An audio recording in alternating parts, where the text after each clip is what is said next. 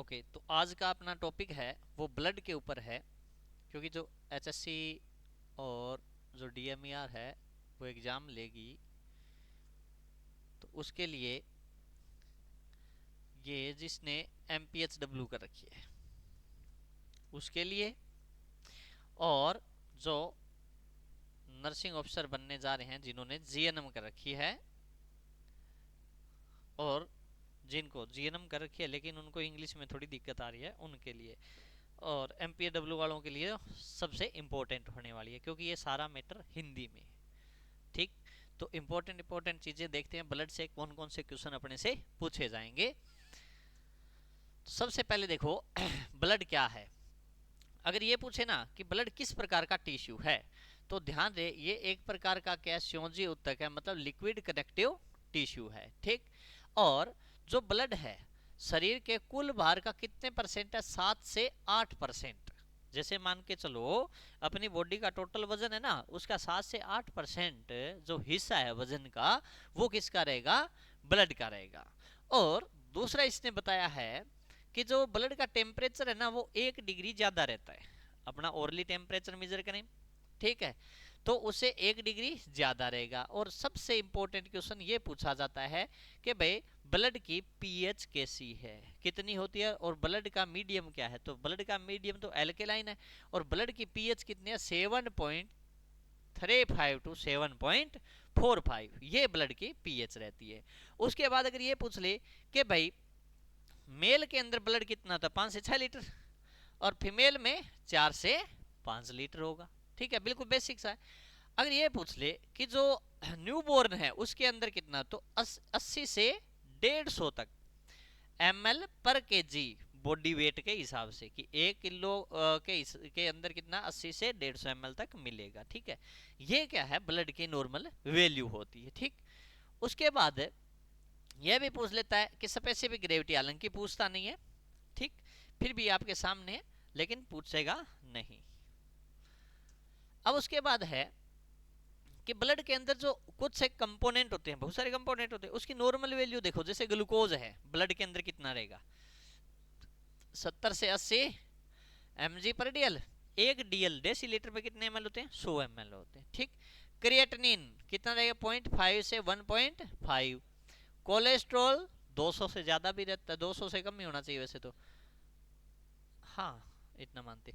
अब plasma protein कितना रहेगा? 6.4 टू 8.3 ग्राम पर डीएल। ठीक है भाई, इतना रहता ही रहता है। अब एल्ब्यूमिन भी पूछ सकता है, ग्लोब्युलिन भी पूछ सकता है, लेकिन ये इतना अंदर से क्वेश्चन नहीं पूछता।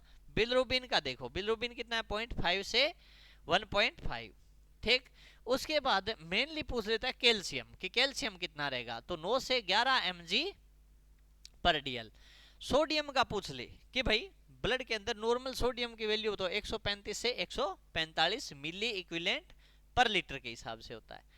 ठीक, ऑप्शन में देख लेना, कई बार वो मिली इक्विवेलेंट को भी ml कर देता है, लेकिन ये लीटर में होता है, बुला देता है कई बार वो एग्जामिनर। ठीक है, ध्यान रखना है।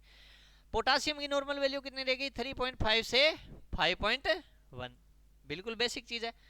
क्लोराइड की 97 से 107 तक। ठीक, बाइकार्बोनेट की कितनी रहेगी? 22 से 27। ये ब्लड के अंदर जो कंपोनेंट है, जितने भी ये कंपोनेंट है, इनकी सारी नॉर्मल वैल्यू है। इतनी बात यहां तक क्लियर हो गई। उसके बाद है अगर ये पूछ ले कि भाई इसके काम क्या क्या है ब्लड के, तो एक तो ये ट्रांसपोर्टेशन का काम करेगा। क्यों?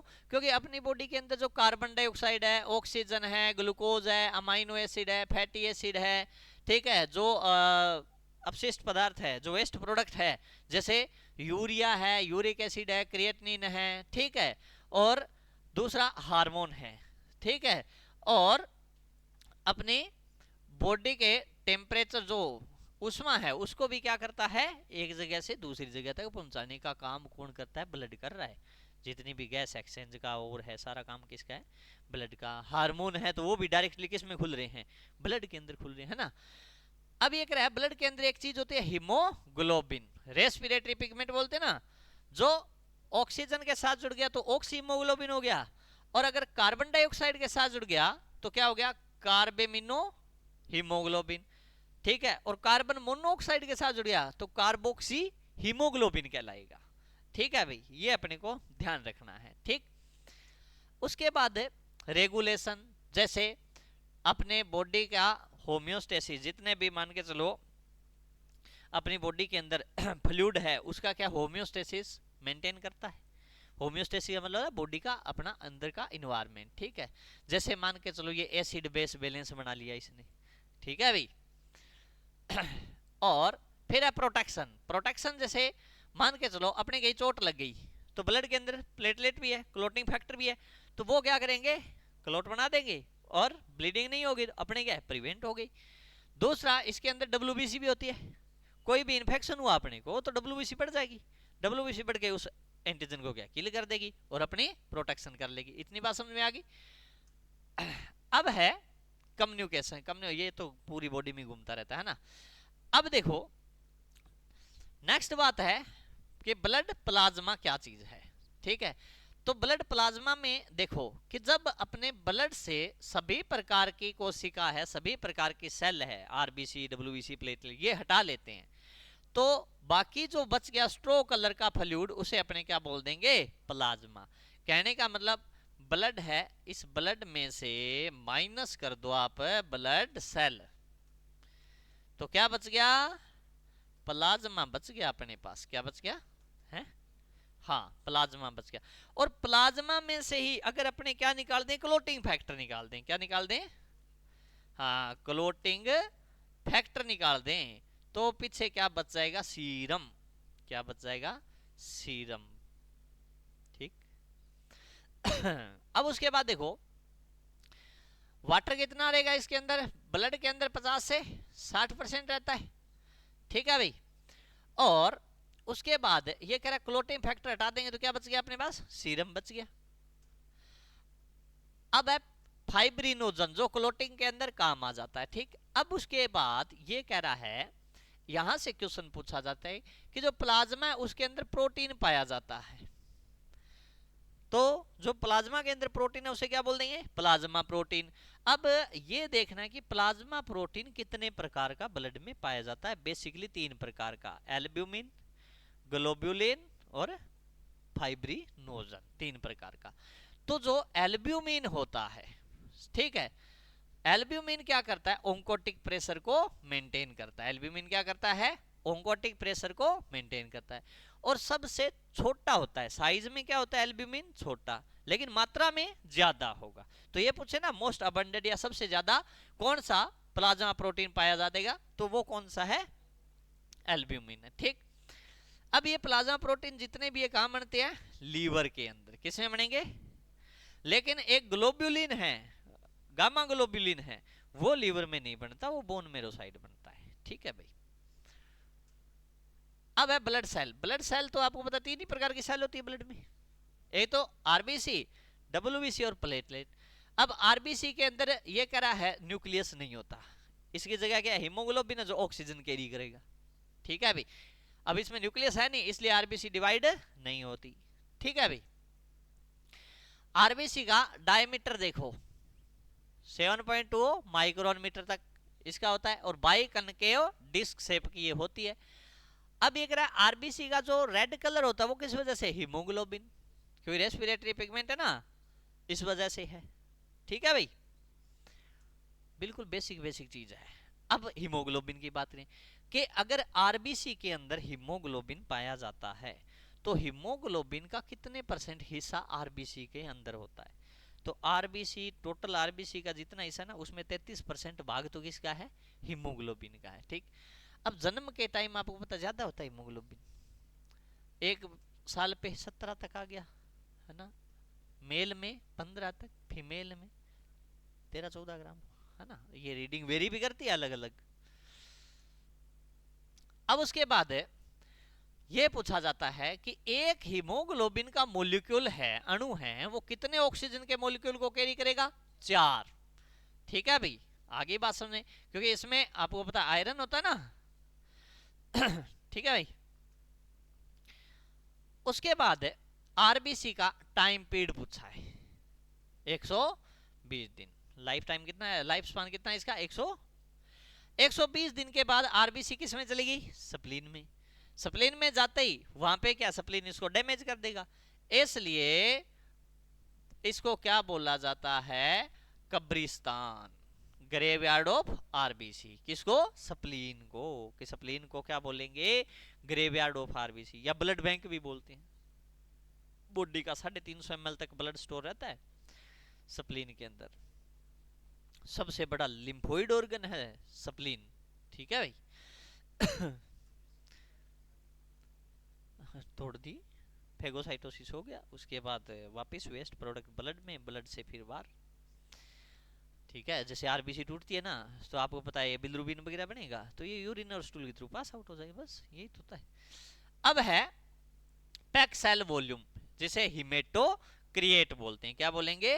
हिमेटोक्रिएट। हिमेटोक्रिएट का मतलब ये होता है कि टोटल ब्लड के अंदर आरबीसी का कितना लेवल है, उसे क्या बोलते हैं? हिमेटोक्रिएट या पैक सेल वॉल्यूम, ठीक है भाई।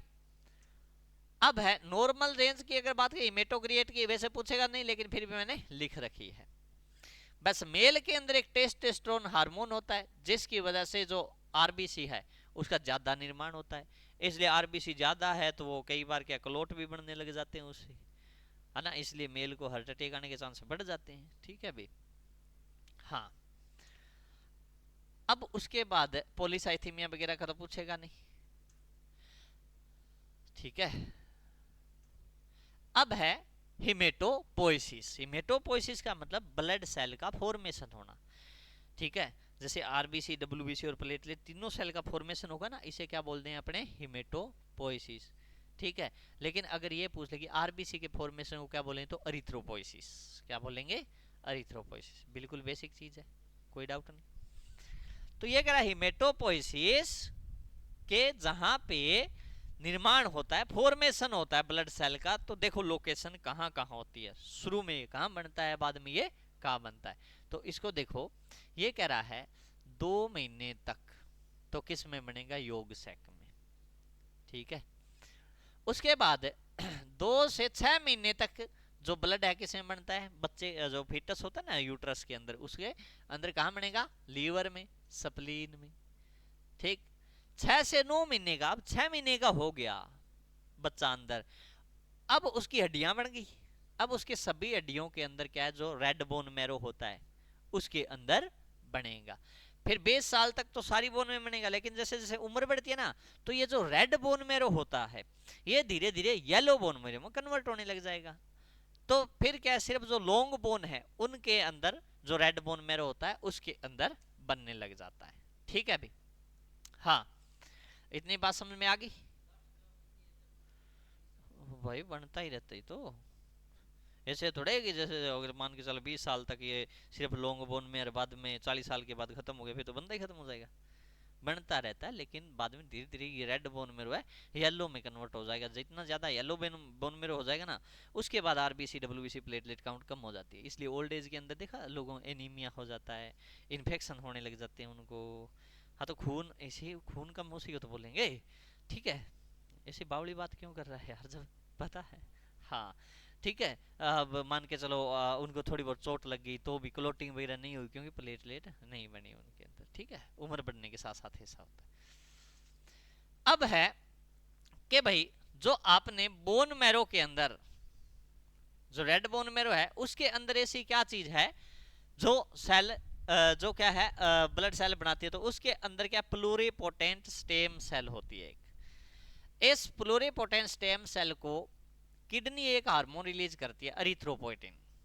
वो अरिथ्रोपोइटिन इस प्लूरिपोटेंट स्टेम सेल को क्या एक्टिव करे रखता है, इसलिए ये ब्लड सेल बनाती रहती है। अब मान लो किसी की किडनी खराब होगी, जब किडनी खराब होगी किसी की, तो अरिथ्रोपोइटिन रिलीज नहीं होगा, नहीं होगा तो उनके अंदर फिर वही एनीमिया, प्लेटलेट काउंट कम, इन्फेक्शन, ये प्रॉब्लम आने लग जाती है ना।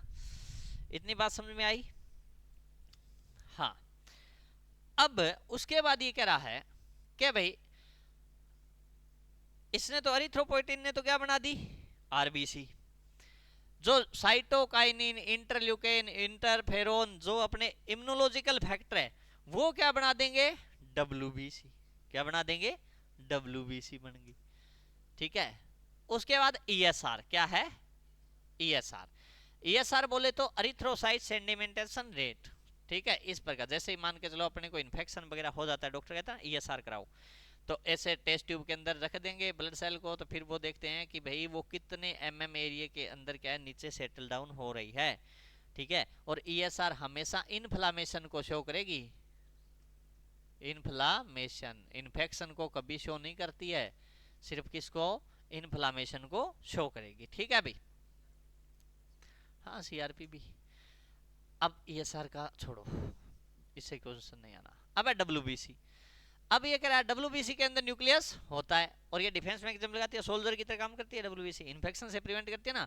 अब ये कह रहा है WBC के टाइप बताओ कितने हैं, तो एक तो है ग्रेन्युलोसाइट और एक होती है एग्रेन्युलोसाइट। ग्रेन्युलोसाइट वो है जिसके अंदर ग्रेन्यूल्स होते हैं छोटे छोटे। अब ग्रेन्युलोसाइट के अंदर कौन सी आ गई, 3 प्रकार की आ गई है, ए तो न्यूट्रोफिल, इयोसिनोफिल और बेजोफिल, ठीक है। इसके अंदर ग्रेन्यूल्स है, ठीक है। और उस ग्रेन्यूल्स के अंदर क्या, प्रोटीएज जैसे एंजाइम पाए जाते हैं। अब प्रोटीएज एंजाइम का काम है प्रोटीन को तोड़ना।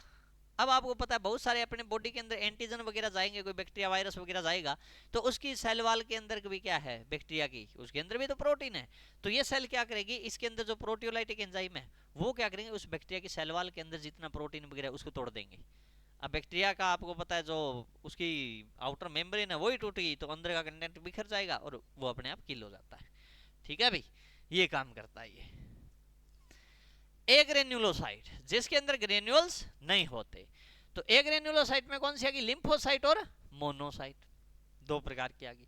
तो सबसे पहले अपने देखेंगे इयोसिनोफिल।